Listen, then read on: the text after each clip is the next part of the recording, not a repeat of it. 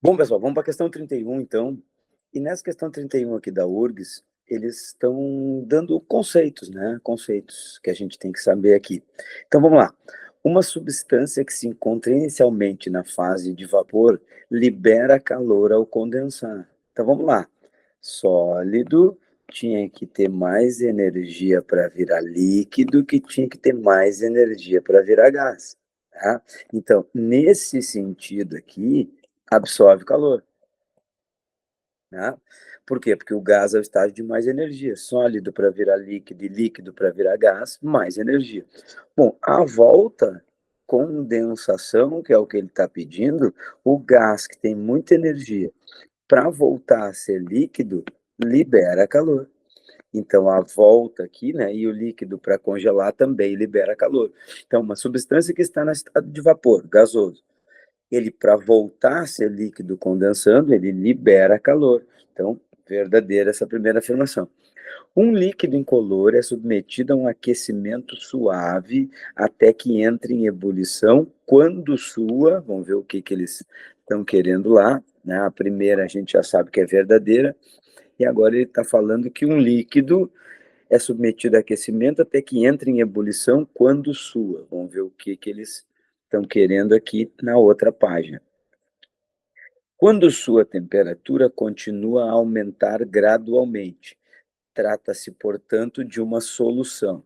Então, vamos lá. O que ele disse? Líquido incolor. Ó, então, isso indica uma fase. Uma fase pode ser uma substância pura em um estado. A gente viu isso. Mas também pode ser uma mistura com uma fase homogênea. E uma mistura homogênea é uma solução. Apelido, né? Então a gente viu esses conceitos. Então, se a mistura tem uma fase, ela é chamada mistura homogênea ou solução. E se for uma substância pura em um estado, também tem uma fase. Então, o que vai definir qual das duas é? A temperatura de ebulição. Se é substância pura, a temperatura tem que ser constante. Se é uma mistura, a temperatura tem que ser variável, né? Então, essa é a diferença. E o que ele diz? Que a sua temperatura continua a aumentar gradualmente durante a ebulição.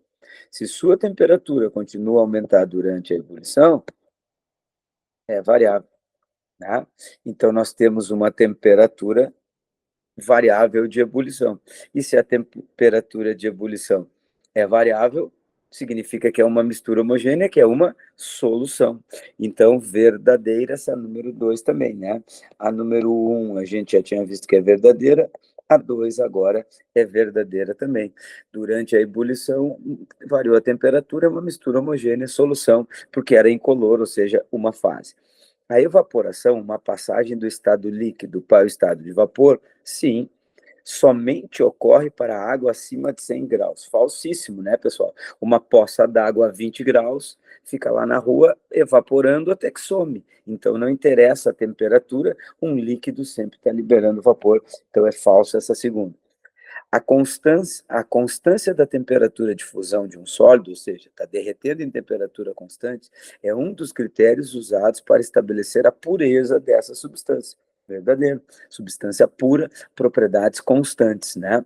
Então ficamos com verdadeiro, verdadeiro, falso, verdadeiro. Verdadeiro, verdadeiro, falso, verdadeiro, letra B, Brasil, certo? Vamos para a questão de número. Deixa eu apagar aqui. Questão bem boa, bem conceitual essa aqui, né? Número 31. Vamos para de número 32. A busca pelo café sem cafeína tem mobilizado estudiosos do mundo inteiro, parará, parará, parará, né? Então, contou toda aqui. A extração com dióxido de carbono supercrítico é o que há de mais moderno em termos de inovação no mundo dos descafeinados. Acima da temperatura e pressão crítica, o CO2 adquire uma densidade similar à de um líquido e, simultaneamente, uma viscosidade parecida com a de um gás. Nessa condição, O grande poder de solvatação ocasiona alta permeação do fluido nos grãos, ou seja, os grãos atravessam, o fluido atravessa os grãos como se fosse um gás, né? Mas consegue dissolver a cafeína como se fosse um líquido, né? E aí ele conta toda essa história aqui e dá o diagrama de fases do CO2. Aqui, ó. Vejam que eu disse em aula para vocês que cada substância tem o seu diagrama, né? Cada substância tem o seu Y. Para vocês lembrarem, o da água era uma coisa mais ou menos assim, aonde o ponto triplo estava lá, ó, abaixo de um ATM. Ó, um ATM aqui passava no líquido, né? Até mais para baixo um pouquinho. Então, só para mostrar para vocês que esse aqui não é o da água, esse aqui é diferente, esse aqui é o do CO2, tá? O que ele está dizendo ali? O comportamento em função da temperatura e pressão. Encontra-se representado assim, tá, o diagrama do CO2. Com base nessas informações, vamos diminuir aqui, porque ele está falando frase. O CO2 no ponto Y, o CO2 no ponto Y encontra exclusivamente no estado sólido. Ponto Y é sublimação, né? Seria sólido e gasoso ao mesmo tempo. Falso. Está exatamente em cima da curva sólido, gasoso. Tá? E aqui dentro seria o líquido. Então, falso. O ponto de fusão do dióxido de carbono aumenta com o aumento da pressão. Então, vamos ver. O ponto de fusão dele está aqui. Ó.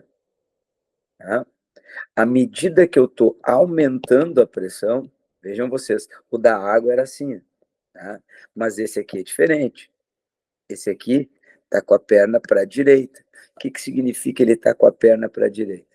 Que se eu estava com essa pressão aqui, X, e ele tinha o ponto de fusão aqui, se eu aumentar para a pressão aqui de 73, o ponto de fusão também aumenta. Tá? Então, essa letra B é verdadeira. O ponto de fusão do CO2 aumenta com o aumento da pressão. Sim, porque a perna da fusão dele é para a direita. Quando eu aumento a pressão, aumenta também a temperatura de fusão. Então, verdadeira, essa número 2 já é o nosso gabarito. Vamos ver as outras. O dióxido de carbono no ponto X. Cadê o ponto X? Está aqui no meio.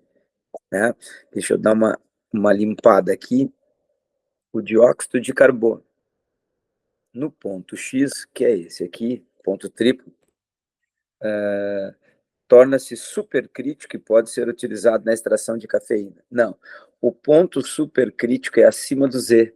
Esse Z é o ponto crítico. Z, a perna direita do diagrama de fase, quando termina, é o ponto crítico.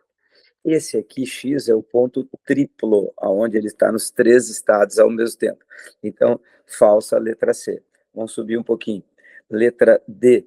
A sublimação do dióxido de carbono ocorrerá para quaisquer valores de pressão e temperatura situados entre X e Z. Não. Sublimação é qualquer valor entre Y e X. Aí sim. Entre Y e X é sublimação. Entre X e Z é ebulição, evaporação, é de líquido para gasoso. A sublimação é de sólido para gasoso, e aí seria entre X e Y. Tá? Então está falsa a letra D. Vamos para a letra E. Os 3 estados físicos do dióxido de carbono estão no ponto Z. Não, a gente já viu que é no ponto X, então falsa, realmente gabarito, letra B, Brasil, dessa questão aqui, muito boa de diagrama de fases aí da UX, inclusive falando sobre a aplicação do fluido supercrítico do CO2, tá? Vamos para 33. Um pouco de água a 20 graus foi colocado em um copo contendo uma pedra de gelo. Pode-se afirmar que, então, nós temos aqui um pouco de água a 20 graus, certo? Foi colocado em um copo contendo uma pedra de gelo. Então, aqui nós temos gelo, tá? Bom, o que vai acontecer? O gelo, certamente, como é sólido, está a menos alguma coisa, né? Abaixo de zero. A água, como é líquida, está acima de zero. Porque se eu tiver a fusão, gelo e água líquida, os dois juntos, a gente sabe que a fusão, a gente vai estar a 0 graus. Porque ele fala, né, foi colocado um copo contendo uma pedra de gelo. Quando ele não fala qual é a pressão, nós vamos ter que assumir que é a pressão atmosférica. Tá? Eu disse para vocês que tem que ser obrigado a falar a pressão.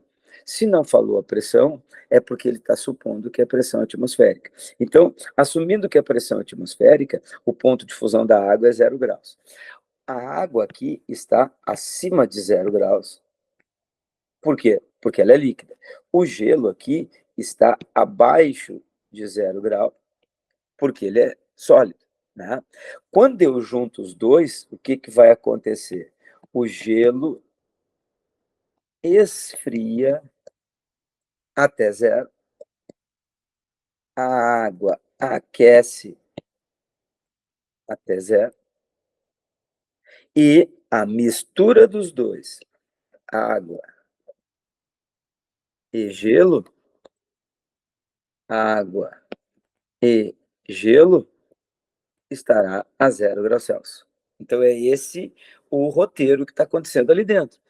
O gelo estava abaixo de 0, a água estava acima de 0. Quando eu reúno os dois, o gelo começa a derreter e a água a congelar ao mesmo tempo. Isso aqui, claro, não é instantaneamente, demora um tempo para acontecer, mas chega uma hora que, enquanto tiver água e gelo, o equilíbrio estará a 0 graus. É essa a explicação dessa questão aqui. Tá? Bom, então, vamos lá. Com o tempo, o gelo resfria e a água a 0 graus. Com o tempo, o gelo esfria a água a 0 graus e ele não derrete. Falso, né? Ele derrete, né? Para que isso aconteça, ele tem que estar mudando de estado, ele tem que estar se transformando em água líquida, tem que estar havendo a fusão. Se o gelo ficasse ali eterno para sempre, sem derreter, esse ambiente estaria abaixo de 0 graus. Então, o gelo tem que derreter. A água aquece o gelo a 20 graus, derretendo no processo sem que a água resfrie. Pelo contrário, a água resfria e o gelo ele aquece, mas não é até 20, é até 0, né? Então, ambos, a água vai resfriando, o gelo vai aquecendo, ambos em busca do equilíbrio sólido-líquido, que é a 0 graus. Então, falso. Enquanto a água e o gelo estão juntos no copo, o gelo derrete e a água se resfria em uma temperatura de 0 graus. Perfeito, é isso aí. É exatamente isso que eu tinha narrado para vocês. O contato da água com o gelo força a água a se congelar a 20 graus. Não, a água se congelaria a 0. O contato da água com o gelo força o gelo a se congelar. O gelo já está congelado, né? Então, não tem nada a ver essa frase aqui. Então, gabarito realmente, letra C, Canadá, nessa questão aqui da Federal do Paraná. Tá? Vamos adiante. 34. Um cientista recebeu uma substância desconhecida no estado sólido para ser analisada. O gráfico abaixo representa o processo de aquecimento de uma amostra dessa substância. Então, vamos ver. Uma amostra dessa substância foi aquecida. Analisando o gráfico, pode-se concluir que a amostra... Só vamos voltar aqui. Um cientista recebeu uma amostra desconhecida no estado sólido. Aqui, ó, importante. Ele disse que era no estado sólido. Então, tá lá. Pessoal, se ela partiu do estado sólido, como foi dito ali, aqui só pode ser a fusão, porque a temperatura, quando fica constante, é a mudança de estado. Então, aqui virou líquido. Tá, mas está mudando de estado de novo. Bom, então aqui é a ebulição e aqui tem que ser o gasoso. Tanto o ponto de fusão, temperatura de fusão, quanto a temperatura de ebulição estão constantes. E quando as duas temperaturas estão constantes, o que nós temos aqui? Uma substância pura, sozinho. Né? Então, analisando o gráfico, podemos concluir que a amostra representa duração da ebulição de 10 minutos. Ebulição, está aqui, pessoal, foi de 40 a 60 minutos, então não é 10 minutos. Duração da fusão, 40 minutos. A fusão começou em 10, foi a 30, então é 20 minutos. Ponto de fusão, 40 graus Celsius. Está aqui. Ponto de fusão, 40 graus Celsius. Ponto de fusão, 70? Não, 70 é o de ebulição. Então, está errado. E o de ebulição, 50? Não, nenhum dos dois é 50. Então, o gabarito realmente, letra C, ponto de fusão, 40 graus Celsius. Tá? Vamos para a questão de número 35. Em uma noite de inverno rigoroso, uma dona de casa estendeu as roupas recém-lavadas no varal expostas ao tempo. Pela manhã, as roupas congelaram, em função do frio.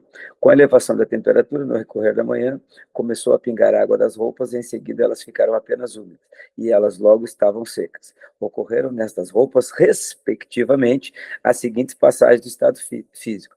A água congelou, né, pessoal? A água congelou. Então, é solidificação. Vamos riscar essas três aqui. Depois ela começou a pingar, então ela fundiu, derreteu. E, por fim, a água líquida da roupa úmida virou vapor, evaporação. Então, gabarito, letra B, Brasil, tranquilamente aqui também, tá? Então, vamos para a questão de número 36, tá? A teoria corpuscular da matéria é fundamental dentro do pensamento científico, né? Leucipo e Demócrito formularam as suas proposições sobre a natureza da matéria e tem algumas resumidas. A matéria é constituída de átomos, pequenas partículas indivisíveis, não constituídas de partes, né? Não se quebra, seria uma menor partícula da matéria. Os átomos podem variar quanto à forma. Os átomos estão em movimento desordenado, constante e eterno. Tais proposições, tais proposições tinham por objetivo fornecer elementos para uma explicação lógica do funcionamento do mundo. Por exemplo, de acordo com os filósofos gregos, a água espalha-se sobre uma superfície plana porque os seus átomos seriam esféricos e lisos, rolando uns sobre os outros. Os átomos dos corpos sólidos seriam ásperos ou dotados de pontas e ganchos que os prenderiam uns aos outros. Olha a viagem dos caras na época lá. Leucipo e Demócrito não fizeram referência à massa das partículas, característica hoje aceita como essencial. No entanto, a ideia de ambos de que as partículas estão em constante movimento ainda continua válida. Qual das afirmações envolvendo o movimento das partículas é incorreta? No estado gasoso, as partículas estão em movimento desordenado, relativamente afastadas uma das outras. Verdadeiro, né? Essa característica clássica aí do estado gasoso. Devido à massa, as partículas em movimento contêm energia cinética. Sim, as partículas em movimento contêm energia cinética. No estado líquido, embora ainda em movimento, as partículas estão mais próximas do que no estado gasoso. Verdadeiro também. A pressão dos gases pode ser explicada pelo choque de suas partículas contra as paredes do recipiente. Perfeito. Vai ter que ser letra E. O estado físico sólido é o único no qual as partículas não se movimentam. Falsa, né? Elas se movimentam menos. Elas se movimentam pouco, mas eu não posso afirmar que elas não se movimentam, isso é bem falso. Só se movimentariam, só não se movimentariam no zero absoluto, que a gente sabe que é muito difícil conseguir. Então, é falsa, estado sólido, as moléculas têm movimento, porém, pouco movimento. Sobre as propriedades gerais, vamos para 37, né? Sobre as propriedades gerais da matéria, é identificado corretamente o seguinte aspecto. Um sistema constituído por água e sal, dissolvido, caracteriza-se como homogêneo, embora sendo uma mistura sólido-líquido, possa-se utilizar da destilação fracionada para separar os constituintes da mistura. Bom, a gente não viu ainda separação, tá? Então, como a gente não viu ainda a separação, vamos deixar essa aqui sob júdice, depois eu comento ela, para ver se tem alguma que é claramente só sobre estados físicos, porque a gente ainda não trabalhou a mudança, a separação de misturas, né? Um dos processos de separação de misturas heterogêneas, como a água do mar, como água do mar do sal, usado frequentemente é a decantação. Então, olha de novo, um dos processos de separação de misturas heterogêneas, como água do mar do sal. Água do mar com sal não é mistura heterogênea. Então, a gente já pode riscar essa, independente de saber qual é o processo de separação. A gente sabe que água do mar e sal é uma mistura homem, então está errado. O princípio da destilação pressionada se baseia na diferença de solubilidade de uns sólidos de uma mistura. Também não falei ainda sobre separação, vamos deixar guardado aqui. Os vidros fechados de um automóvel em que viajam pessoas num dia frio ficam cobertos de gota de líquido que pode ser identificado corretamente como sendo a água produzida pela respiração e pela sudação. Então, vamos lá. A pessoa está fechada dentro de um carro. Tá? Tá lá o carro. Tá? A pessoa está lá fechada lá dentro do carro. A pessoa libera água na forma de vapor da água. na respiração. E o suor, se tiver quente o carro, também faz liberar vapor. Então, a respiração da pessoa, né? Vamos fazer aqui nariz, os olhos, a boca, a respiração da pessoa, tá? E vamos fazer aqui o braço da pessoa. E o suor da pessoa faz a água virar vapor. Essa água bate no vidro, essa água bate no vidro, lá na rua está frio, então resfria o vapor da água que condensa, formando gotas. Então vamos lá. Os vidros fechados do automóvel que viajam num dia frio ficam cobertos de gotas de um líquido que pode ser identificado como a água produzida pela respiração na forma de vapor, pela sudorese na forma de vapor, que ao pegar o frio condensa e vira líquido. Gabarito. Verdadeiro. Essa frase está absolutamente verdadeira. Vamos para a letra E. O sistema constituído por água e álcool, por ser visivelmente uniforme, é perfeitamente homogêneo, dado que se baseia no fato de todas as moléculas do sistema serem iguais. Isso está errado, né? As moléculas de álcool e de água são diferentes, então não são todas as moléculas do sistema que são iguais. Agora eu vou comentar aquelas duas de separação, mas já deu para ver que vocês podiam achar o gabarito mesmo sem saber separação, tá? Aquelas duas que faltaram. O princípio da destilação fracionada baseia na diferença de ponto de ebulição, não é solubilidade. E mais, a destilação fracionada é quando esses pontos de ebulição são diferentes, porém próximos. Isto quer dizer que normalmente a destilação fracionada é uma separação líquido com líquido, porque ambos sendo líquidos, o ponto de ebulição pode ser diferente e próximo. Isto já mata a letra A, porque água e sal é destilação. Só que como o sal ferve a mais de 1000 graus e a água a 100, é destilação simples, só a água vai ferver, o sal não vai. Então, nós não temos pontos de ebulição próximos que requerem uma destilação mais controlada, que é a fracionada. É a destilação bagaceira, bota no fogo, a água ferve, o sal fica. Então, o gabarito está errado aqui, porque não é destilação fracionada, seria destilação simples, tá? Então, com isso, matamos a questão de número 37, que era bem filosófica, né? Falava de filosofia lá, dos gregos, e as próprias alternativas tinham que ter um pouquinho de filosofia para a gente conseguir analisar. Vamos para 38. O gráfico apresenta a variação da temperatura de uma substância durante o aquecimento sob pressão constante. Então, vamos ver aqui o que mostra o gráfico aqui. Na representação, a fusão da substância, bom, muito semelhante à outra que eu já fiz de gráfico, né? Partiu do sólido, primeira transformação é a fusão, foi para o líquido, segunda transformação é a ebulição e foi para o gasoso. Então, a fusão, que é o que ele está pedindo, ocorre no item 2. Então, muito simples, muito direta, essa é a questão 38. Vamos para 39. Técnicos do Instituto de Criminalística realizam perícia na atração conhecida como Labirinto do Parque Hope, São Paulo, após uma morte de um estudante que passou mal nos corredores do brinquedo, no ano de 2007. No labirinto, os visitantes percorrem a pé 130 metros, equipados com jogos de luzes, gelo seco e atores fantasiados para dar susto. O lado preliminar diz que a causa da morte do estudante foi um edema pulmonar, acúmulo de líquido nos pulmões.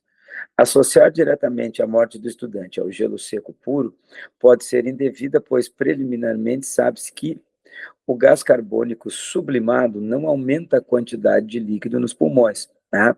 Então, o gás carbônico, pessoal, na nossa pressão, a gente viu até um teste aí que tinha o diagrama de fases dele, a 1 atm, aqui é a pressão de 1 atm, temperatura, a 1 atm, o gás carbônico sublima, ou seja, ele não forma líquido, né? Ele passa de sólido direto para o gasoso.